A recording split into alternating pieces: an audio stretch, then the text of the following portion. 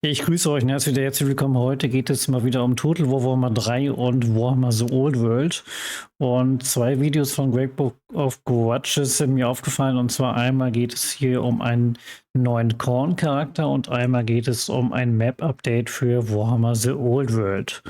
Und bei diesem Video hier, da gibt es einen neuen Synchronsprecher auf der Seite von Creative Assembly, und zwar der Niklas Kingo. Der hat hier die Stimme übernommen für den Blood-Speaker, und der Blood-Speaker, der ist auch bekannt als Laksha Blood-Speaker, auf Deutsch Blutsprecher natürlich, und über den gibt es aber jetzt gar nicht so viel Lore im Fantasy-Universum, also eigentlich gibt es nur ein, zwei Sätze, der Rest ist alles Age of Sigmar. Warum Creative Assembly sich jetzt ausgerechnet für den entschieden hat, das kann ich jetzt hier auch nicht sagen an dieser Stelle. Alles, was über ihn jetzt hier bekannt ist, was man so irgendwie noch in Richtung Fantasy richten kann, das wäre oben der erste Satz. Bloodspeaker ist der Oberschlagpriester der Gottheit und das herausragende Mitglied des Corgus Cool von God Chosen. Also der Gottheit, der wird angeführt von Corgus Cool. Das ist ein sehr bekannter Age of Sigmar Khorne-Lord. Und da gehört er halt mit dazu. Und hier unten heißt es noch bei seinen Fähigkeiten: Khorne hatte ihn mit Blut aus geschmolzenem Messing und regenerativen Kräften gesegnet. Und alles darunter ist dann auch schon Age of Sigmar. Das könnt ihr euch gerne aber auch durchlesen. Und hier auf der Seite von Age of Sigmar Wiki, dort gibt es auch noch ein bisschen mehr über ihn zum Lesen.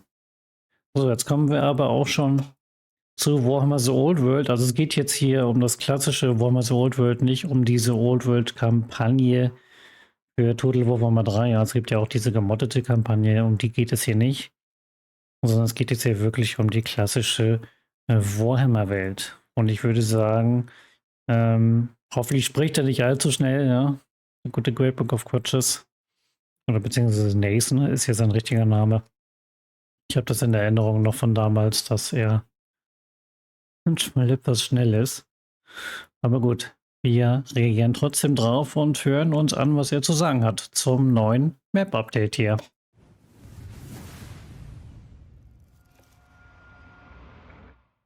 Hello everyone and welcome back to the Great Book of Grudges. My name is Nathan and today we're going to talk about Sein Standardanfang. lore. It's actually been a long time since we've done a lore-focused video, but we're right now on the Old World website. And as you may be aware, this website is the official website for Warhammer the Old World. This was Ja, das ist übrigens oldworld.com. Falls ihr auf der Seite noch nicht wart, könnt ihr gerne mal reinschauen. Da gibt es auch eine Map.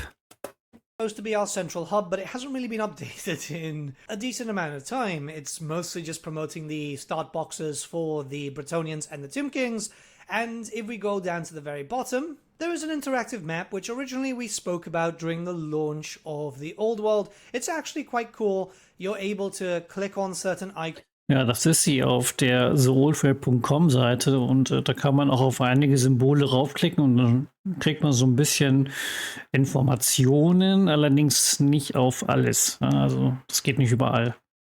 It's got a fair amount of land going all the way up to the Southlands, not the whole thing, but enough there. The Darklands and pretty much just Norska to the north. There's a lot. You can click on some icons and it'll give you some information regarding certain factions. This was getting an update every Arcane Journal launch, all the way up to the Greenskins. That means that the Dwarfs and the Warriors of Chaos have not been updated onto the website. You can see some markers. Ja, die Map hier, die wurde schon oft geupdatet, allerdings jetzt nicht nach dem Chaoskrieger-Update. Finde ich ein bisschen schade, aber vielleicht kommt das noch. Representing them, mostly the dwarf stuff, but they're not clickable, they don't have any information, which is absolutely bizarre, because at the end of the day, this website was a very big info dump section for anyone interested in the lore, like myself. Now, ja, da stimme ich ihm zu. Am Anfang war das wirklich eine große Informationsquelle, aber jetzt, ohne die regelmäßigen Updates, ist das leider etwas abgeflacht. why are we talking about this? Well, it's actually because despite the fact that Games Workshop said originally that everything was going to focus around the old world itself, there has been a very big lore update. You see, quite recently there was a Arcane Journal for the Warriors of Chaos, and So, also jetzt geht es um die Chaoskrieger. Deswegen gibt es ja auch dieses Map-Update und das hat er sich natürlich auch geholt, das Buch. Und ihr werdet jetzt vielleicht die neue Map sehen, Fragezeichen. Was kommt jetzt? The Arcane Journal had a pretty big map update that we're going to discuss. I've been able to find an image online. It's not the best quality, but I do have the physical right in front of me, so we'll be able to talk about a pretty big number of things here, because there have been some law changes. And not only that, but it goes against some stuff that Games Workshop said originally, I think. So here's the map. Ja, also es gibt da einige Sachen, wo Games Workshop sich widerspricht, meint er hier. Und das hier, das ist jetzt ihm halt aus dem Buch die neue Map im Norden.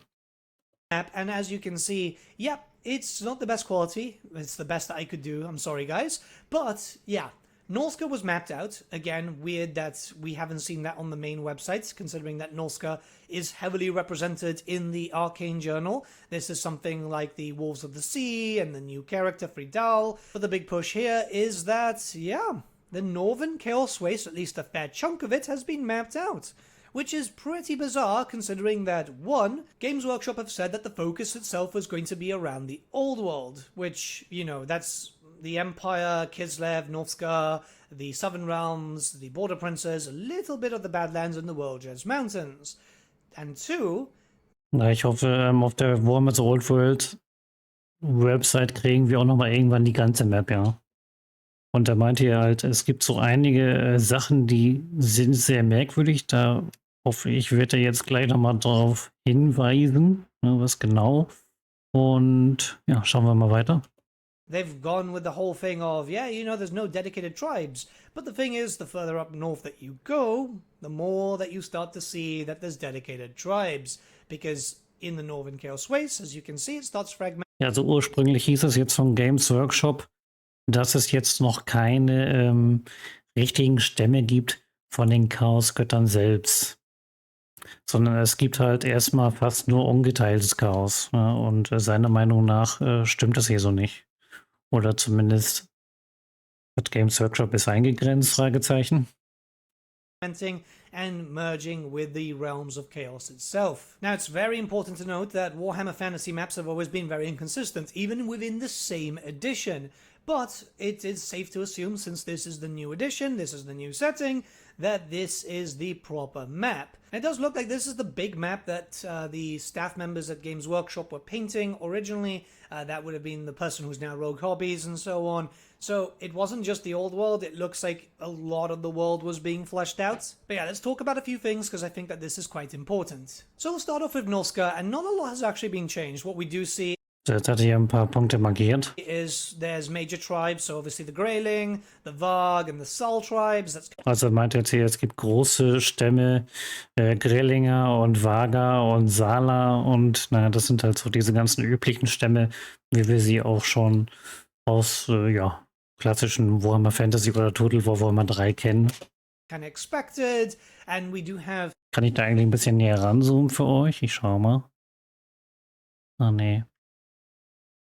Geht leider nicht. Wenn ich das so mache? Nee, auch nicht. Sehe da leider nicht mehr. Schade, weil so kann man das nämlich nicht lesen.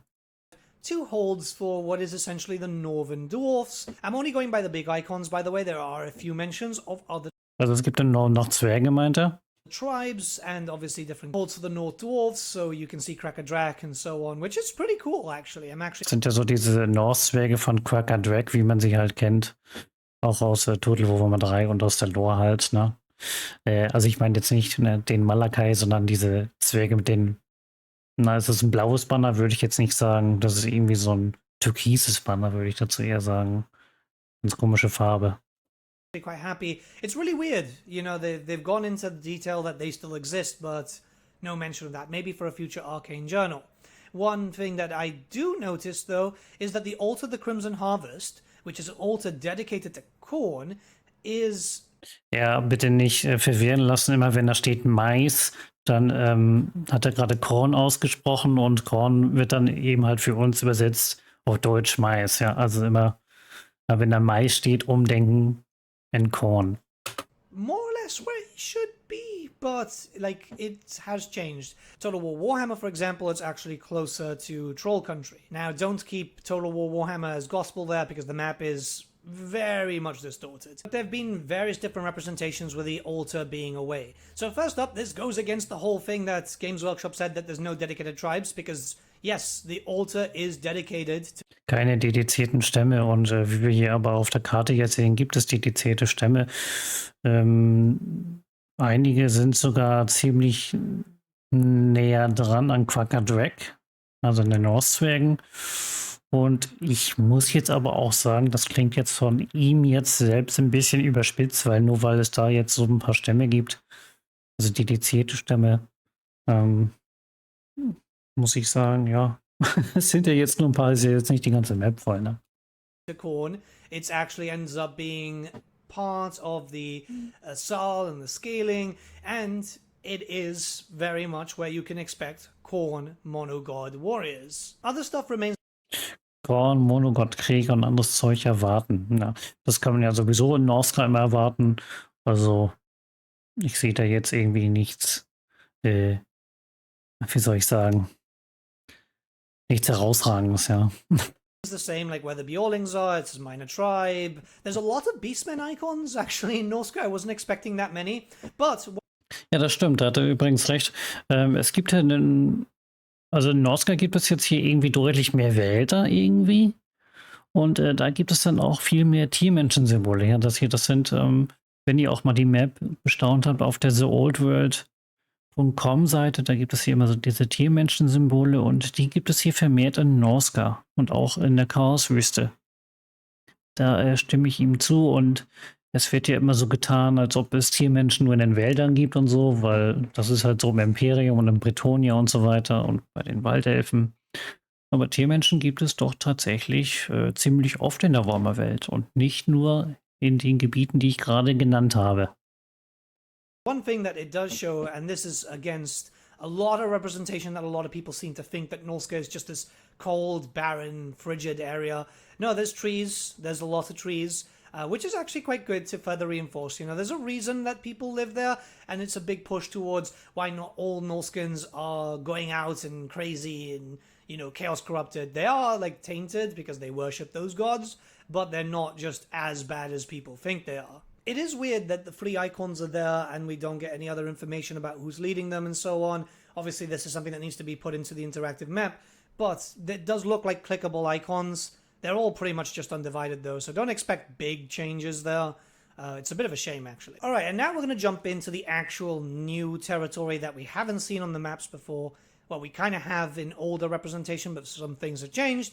This is the Northern Chaoswste, and we're going to dive into section by section, so one page and then the other page. So on the left-hand side, it's pretty barren, as you can imagine. There's not really that much there. What we do see Ja, da stimme ich ihm zu. Die linke Seite, die ist etwas leerer. is that the Argol and the Kelvin tribe are still there. There's not... Und er meint jetzt einer der Lingen-Stämme, das ist ein Kelvin-Stamm oder beides? Nee, der etwas in der Mitte, das ist der Kelvin-Stamm. Und das links kann man noch lesen, das ist der Archol-Stamm. too many changes. There's a bit Oder Archol. of movement though, like for example the Tower of Torment and stuff like that has been moved around. It's pretty weird. I wonder why stuff like that is being moved. There has to be some sort of reason, because I imagine that... Er meint halt oben hier so diese Türme. Und das sind besondere Türme, die waren vorher etwas weiter im Süden in der Chaoswüste, und die sind jetzt auf einmal da oben. the Games Workshop staff would be looking at previous reference points. It's still pretty cool to see that, because obviously the Eternal Lagoons are there, the Shardlands, everything is pretty much in this section now. It looks pretty cool. It actually does look very, very cool. Not a lot of push towards what would be, say, for example, you know, where are the monogod tribes and stuff like that, barring the sections that you already know from previous lore, like the whole Silver Tower of Sorcerers being for Tzeentch, and so on, right? Okay, now the second page, which is really interesting, mostly because we see a few things, right? So the Garhar tribes are there, the Hastelings are still there, the Dolgum tribes, they're not the Dolgun, the Dolgum, and also the Tong are there too, which is really, really cool. Also da gibt es auch einige Stämme, die sind jetzt auf einmal dort oben.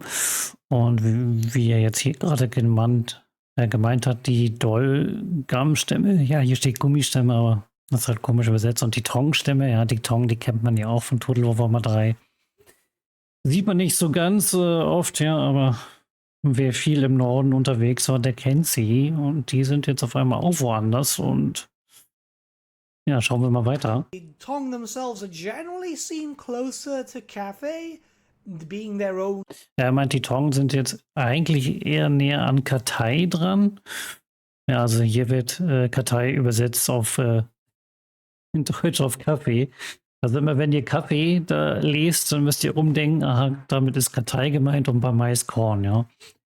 Und ja, die Tong sind jetzt auf jeden Fall hier weiter im Norden. Kind of culture. They're not really Dolgans, they're not really Norscan, they're supposed to be very terrifying. So already we're getting some interesting stuff. The Forge of Souls is still there, which is pretty good. Die Forge of Souls, das ist ja diese Dämonenschmiede, wie man sie kennt aus TWW 3, wenn man die erste Kampagne durchgespielt hat, mit Belacor als großen Bossfight. Ja, die ist jetzt hier auch mal noch da. Die würde ich jetzt mal sagen, ist nicht irgendwie woanders, wobei doch, eigentlich ist sie direkt im Reich des Chaos drin. Und hier ist sie eben halt am Rand. Naja, okay. Ja. Charakter has been moved way forward to all the representation. It was generally closer. Und jetzt kommen wir zum allermerkwürdigsten, und zwar Charakter. Charakter ist jetzt hier oben. Und Charakter kennt man eigentlich, das ihr sicherlich auch schon oft gesehen habt, das ist eigentlich hier so gewesen. Und warum das jetzt auf einmal da oben ist, das ja, kann man jetzt nicht so einfach erklären, also beziehungsweise kann man noch gar nicht erklären. Ist auf jeden Fall sehr merkwürdig. Charakter, wie gesagt, Captain aus TWW 3, da waren noch Gottwig und Felix. Die waren ebenfalls da, aber ja, es ist auf jeden Fall deutlich jetzt woanders. To, say, for example, the Darklands and Kislev, but now it's very far up and it's isolated too. Meaning that, yeah, there's nobody there anymore. That's just pretty much demons. It's honestly pretty weird that the Tong icon is here more than anything else. Maybe they got plans to talk. Ich glaube nicht, dass diese Verschiebungen ein Versehen sind, sondern ich glaube eher, dass das gewollt ist. In Warhammer Fantasy kann man ja vieles mit Magie erklären und so weiter. Und die Geschichte von Warhammer So Old World ist ja auch noch gar nicht fertig. Ja? Das hat ja gerade jetzt alles begonnen. Und um diese Chaoswüste eben halt etwas attraktiver zu machen, hat man eben halt sowas jetzt mal gemacht, denke ich mal. Und es wird dafür sicherlich später irgendwann Lore-Gründe geben. About the Tong a little bit more. It could be that we're going to get another novel. It's been almost a year and we've still only got that freaking Bretonia one, which isn't great in its own regard. But this is the full map at the time of recording. Jetzt hat er sich gerade so ein bisschen darüber beschwert, dass es so wenig Lore gibt.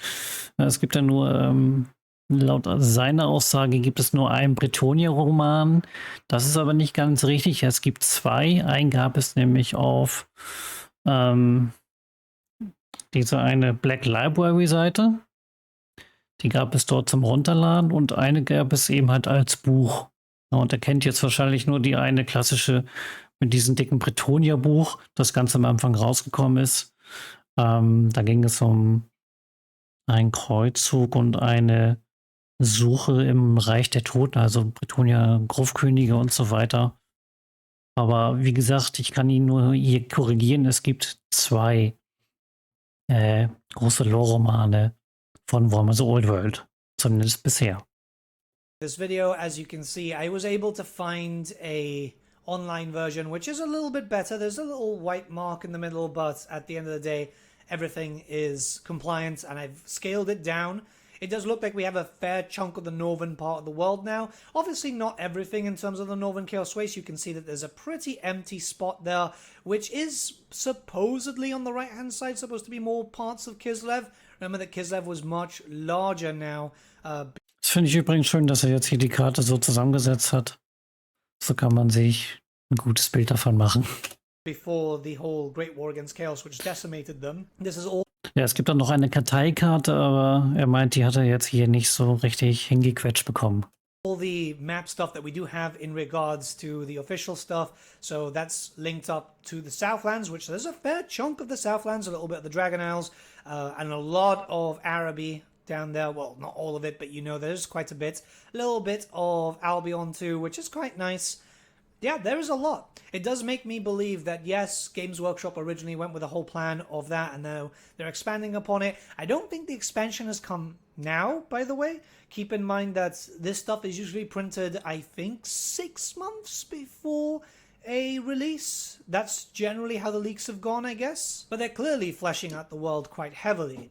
Again, nice to see the tongue, nice to see a lot of other stuff. The world is looking nicer. It's a shame that we don't have this in the interactive map to play around with it. Oddly enough, and I've only just noticed this, where Kislev and the Northern Chaoswüste meet, the Hobgoblin Khorne is missing. Oh, jetzt hat er aber ganz schön schnell geredet. Also die Hobgoblins, die gibt es nämlich auch eigentlich hier in diesem Bereich. Und die fehlen hier vollständig. Es gab früher mal auf der Map hier gab es früher mal so Hobgoblin-Symbole und die sind jetzt nicht mehr da. Warum, weiß man nicht. Really strange there, isn't it? They're actually there in the original map, which is why I've just, you know, deleted over that section from that using the eraser tool. Maybe they've got plans. Und er hat es jetzt einfach auch mit dem Radiergummi gelöscht. Maybe they don't. We're going to have to wait and see. My big question is, why are they going so far up with the map, going into the Northern Chaoswüste, when right now the story isn't doing that? The Arcane Journal for the Words of Chaos, again, focused on Norska. It would have been nice to have just a large, detailed picture of Norska, if anything else. So now for some speculation. Clearly, when it comes to the other books that are missing, we're expecting some extra land. I think that we'll probably get a proper mapped out Orf one, if it's the case that the High Elf stuff is going to focus a little bit there. I do imagine so, because it's usually 2 armies of infamy. It's very heavily hinted recently in the roadmaps that the... Er vermutet, dass wir irgendwann eine ganz große ordentliche Karte bekommen werden zu Warhammer the Old World. First one is going to be the Lothan Sea Patrol, but I imagine something a little bit closer to home is going to be the second. So yeah, I'm expecting that. Beastmen, I guess we will just populate the standard there. Maybe that's why they've gone a little bit with Norska and the Northern Chaoswüste to show Beastmen up there too. Wood Elves would remain pretty much where we see them, so I'm expecting a little bit of Wolfwan, and maybe they'll start talking about Laurenholm Forest, but I doubt we'll see an Eoneer Army of Infamy just yet. Mind you. Er möchte gerne, dass sie auch mehr über den Laurelorn-Wald erzählen, also von den Waldelfen. Und auch äonische Armeen der Schande möchte er gerne sehen. Would be freaking cool. It would be nice to get the Meadow Chariots back, hopefully in plastic. And then, well, the Empire, nothing there. But yeah, they're definitely planning something. Kislev is centered there wherever we get Kislev. When we get Kislev and Cafe, they'll probably start, like, properly fleshing out the right-hand side of the map. We see a little bit of the Mountains of Morn already, so that's clearly preparing for going into Cafe, which I expect Cafe before Kislev. It just kind of makes sense story-wise if they're going by the original lore. With the original... Ja, was ich Games Workshop noch zutrauen würde, ist, dass sie irgendwie Kislev jetzt an Kartei angrenzen würden. Also hier wäre dann jetzt irgendwie so die Karteigrenze, das würde ich denen auch noch zutrauen, bei all den ganzen Verschiebungen. Und ja, er meint jetzt eben halt, auch Kislev ist hier deutlich größer als in der alten Warhammer Fantasy Lore, und das sieht man ja auch, das stimmt ja auch eindeutig. Das war aber von Anfang an in Warhammer the Old World so, ja. Kislev war schon immer deutlich größer. Basically is Asavakul goes down into Cafe, destroys a city, and then turns around and goes into Kislev. I'm not sure why. I don't know if there was any big push there, but I mean, it kind of makes sense to do that as a way to introduce it. I don't think that they're going to change stuff around. But yeah, just a little fun talk about lore updates or lack thereof properly from Games Workshop. It just seems very halfway done. Hopefully they can update the website at some point. I guess they're busy with the whole Warcom update and also the main website. It's been a while for the main website, but it's still pretty freaking awful. So yeah. But yeah, let me know what you guys think in the comments below. Let's start a bit of discussion. Just want to talk about some lore today because I mean, you know, it's a cool map. It's a really cool map. Ja, ich hoffe auch, dass sie die Map auf ihrer Webseite irgendwann nochmal aktualisieren. Auf jeden Fall gutes Video von auf Grudges, auch wenn er zu einigen Stellen wirklich sehr schnell geredet hat. Aber das ist halt so sein Stil, ja. Gut, damit wären wir am Ende. Ich bedanke mich bei euch fürs Zuschauen und dann sehen wir uns wieder im nächsten Video oder im Livestream.